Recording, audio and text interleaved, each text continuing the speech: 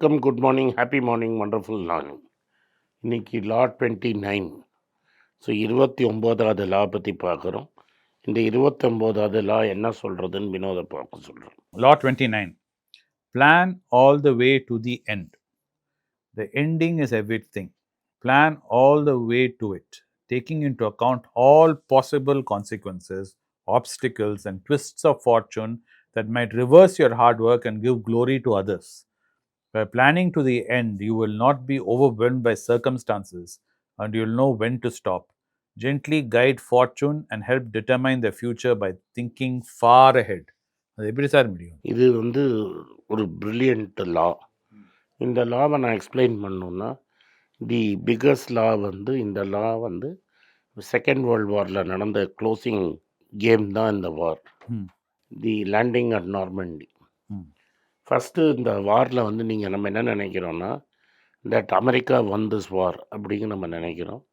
Actually America did not win the war. நீங்கள் Europe பார்த்தீங்கன்னா எப்படி இருக்கும்னா, America was sitting in Britain and was taken.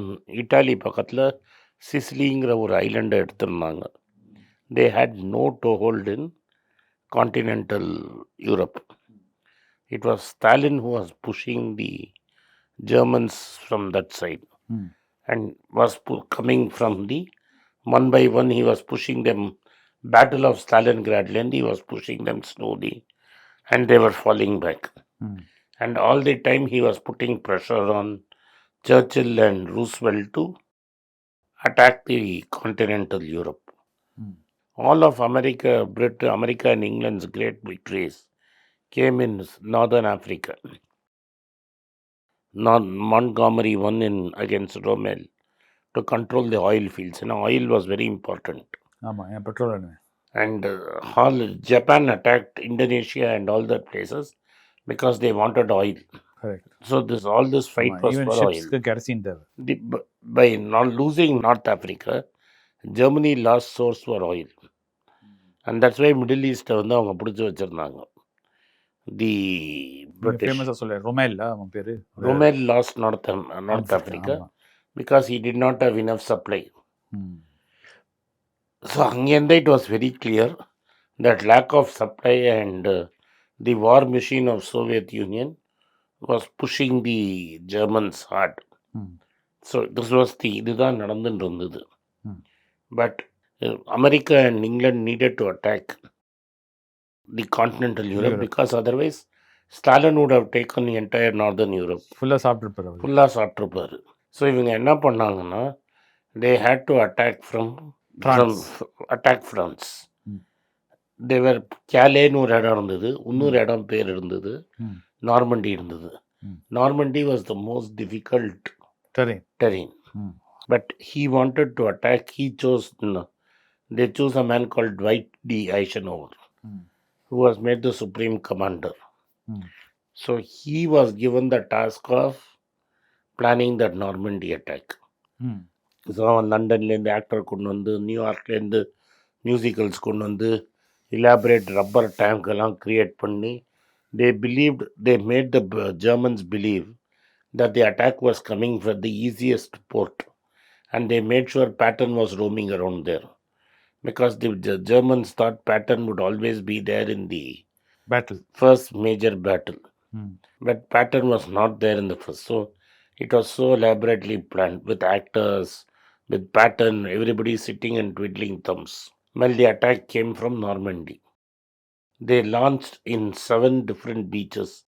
They were named after American places: Juneau, Omaha, and Mane. And then from there, they landed the beach. They managed to climb the cliffs. நிறைய பேர் செத்தாங்க. And then the whole thing was planned. How they would take the ports, how would they take the roads, how they German forces circle பண்ணிட்டாங்க. But it took them what they thought they can finish in 10 days. Cannes அப்படின்னு ஒரு சிட்டியை எடுக்கிறதுக்கு it took them 3 weeks. Then only they could move from there and capture everything. But once they got onto the main road, இந்த ஃப்ரான்ஸில் hedges இருக்கும் ஒரு இடத்துலையும். So they needed a machine to cut through the hedges. So இதை they planned it to the hedges. ஹெட்ஜை cut பண்ணுறதுக்கு ஒரு டேங்கை மாடிஃபை பண்ணோம். So it was all planned. Very well planned. Very well meticulous. Then Paris fell. And then they moved very fast and came from the other side. So some portions of Western Europe remained in Allied control. And they came from the other side. So all the way the Russians came, either became part of Soviet Union or the Warsaw Pact. The guys who came from this side were all part of NATO. And finally they met in Germany.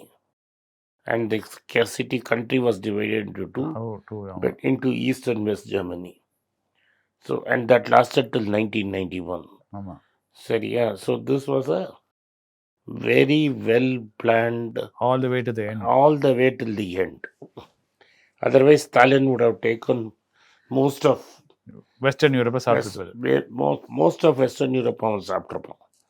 It was so meticulously planned. That nobody had any idea how well planned it was. And all the equipment, America was outside somewhere. So America was never in the line of fire. So they could make machines. ஏன்னா அங்கேருந்து machine American ஃபேக்டரியில் produce பண்ணி it would come across the Atlantic, land in England. German யூ-போட்ஸ்லாம் இருந்து அதெல்லாம் அடித்து காலி பண்ணி அவன் கூட்டின்னு வந்து இங்கே இறக்கி இங்கேருந்து they would do. This was the level of planning.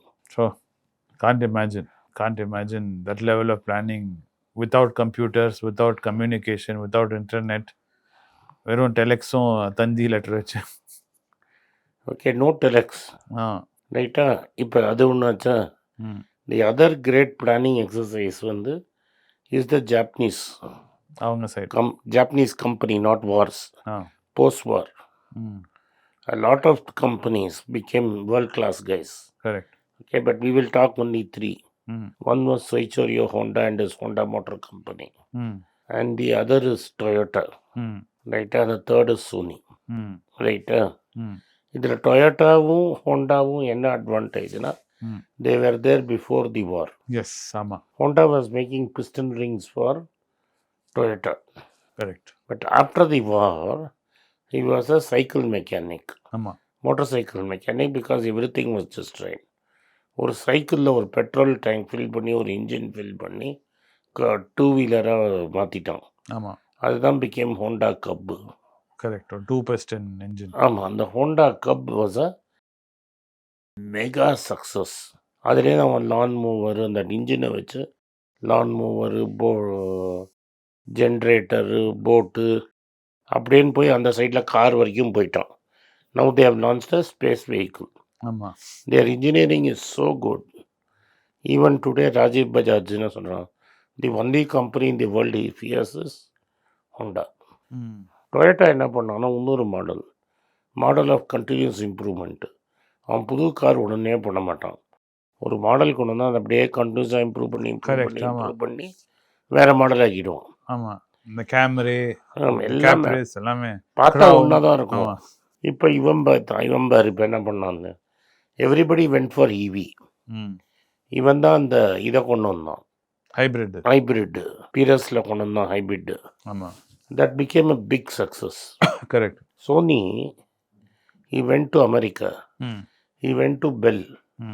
இந்த பெல் லேப் தான் வந்து டிரான்சிஸ்டர் பண்ணாங்க. அவன்கிட்ட ஒரு 5-6 டிரான்சிஸ்டர் எடுத்துகிட்டு வந்து இவன் அதை வச்சு டிரான்சிஸ்டர் ரேடியோ பண்ணிட்டான். கரெக்ட். அண்ட் பேரே வந்து சோனி. அங்கேருந்து வந்து he just swept the consumer brand for years. Correct. இது எல்லாமே planned execution of the highest order. Correct. So whether it's business or whether it's war, how you plan is very important. Correct. நன்றி, வணக்கம். இந்த video உங்களுக்கு பிடிச்சிருந்தா video like பண்ணுங்கள், எங்கள் சேனலை சப்ஸ்கிரைப் பண்ணுங்கள், பெல் நோட்டிஃபிகேஷன் தட்டுங்க. இந்த வீடியோ முடிஞ்சால் உங்கள் ஃப்ரெண்ட்ஸ் அண்ட் ரிலேட்டிவ்ஸ்ட்டு அனுப்புங்க, அவங்கள பார்க்க சொல்லுங்கள். நன்றி, வணக்கம். வணக்கம். எனக்கு ஒரு விஷயத்தை அட்டென்ஷனுக்கு கொண்டு வந்திருக்காங்க. என்னோட ஏஐ ஜென்ரேட்டட் இமேஜை பார்த்து யாரோ ட்ரேடிங்க்கு பணம் கொடுத்து ஏமாந்துருக்காங்க. ப்ளீஸ், உங்களுக்கு நான் பல தடவை சொல்லிட்டேன், இப்பவும் சொல்கிறேன், நான் யார்கிட்டையும் பணம் டைரெக்டாக வாங்குறது இல்லை, அப்பாயின்மெண்ட் பார்க்குறதே கிடையாது. அதனால் என்னை பார்க்கலான்னு யாராவது காசு கேட்டாங்கன்னா இல்லைன்னு சொல்லிடுங்க. அடுத்தது ஒரு இமெயில் ஐடி இருக்குது, அதில் போட்டால் எங்கள் டீம் கான்டாக்ட் பண்ணுவாங்க. அது டைம் ஆகுதுன்னா வினோதோட இன்ஸ்டாகிராம் அக்கௌண்ட்டில் வினோத்திட்ட மெசேஜ் பண்ணுங்க. அவன் என் தம்பி, அதுலேயும் அவன் காசு கேட்க மாட்டான். காசு கேட்குறாங்கன்னா ஏமாறுறீங்க. யார் என்ன சொன்னாலும் கம்பெனிக்கு செபி அல்லது ஐஆர்டிஏ அல்லது ஆர்பிஐ ரெஜிஸ்ட்ரேஷன் இருக்கணும். இந்த 3 ரெஜிஸ்ட்ரேஷன் ஏதாவது இருந்தால் தான் உங்களோட பணத்தை நீங்கள் கொடுக்கணும். நீங்கள் இன்கேஸ் ஆஃப் இன்சூரன்ஸ் டைரெக்டாக இன்சூரன்ஸ் கம்பெனிக்கு தான் கொடுக்கணும். இன்கேஸ் ஆஃப் ட்ரேடிங் நீங்களே புரோக்கர்கிட்ட போட்டு ட்ரேட் பண்ணணும். மியூச்சுவல் ஃபண்டும் கம்பெனிக்கு தான் கொடுக்கணும். த்ரூ எக்ஸ்சேஞ்சு நீங்கள் வாங்கிக்கலாம். இதெல்லாம் எதுக்கு நான் உங்களுக்கு சொல்கிறேன்னா, யாரையாவது சொல்கிறாங்கன்னு நம்பி ஏமாறாதீங்க. உங்களுக்காக நான் ட்ரேட் பண்ண முடியாது, அது இல்லீகல். நான் ட்ரேடும் பண்ணுறது கிடையாது. அதனால் ட்ரேடிங் ப்ராஃபிட் பண்ணி தரேன்னு சொல்கிறது ஏமாத்தல். எனக்கு ட்ரேடிங் பண்ண தெரியாது. என் பேரை சொல்லி ட்ரேட் பண்ணி உங்களுக்கு ப்ராஃபிட் ஷேரிங்னா ஃப்ராடு, ஏமாற்றம். நான் யார்கிட்டையும் காசு கேட்கல, கேட்கவும் மாட்டேன்.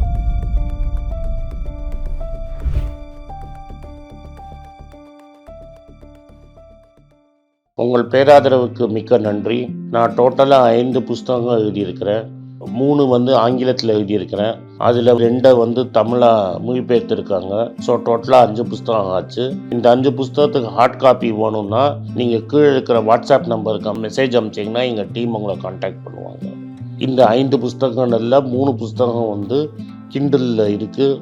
அமேசானில் கிண்டலில் வாங்கணும்னு ஃபீல் பண்ணுறவங்க நேராக கிண்டலில் வாங்கிக்கலாம். தமிழ்லேயே யாராவது ஃபைனான்ஸ் நியூஸ் படிக்கணும்னு ஃபீல் பண்ணிங்கன்னா தயவுசெஞ்சு moneypage.com விசிட் பண்ணுங்கள்.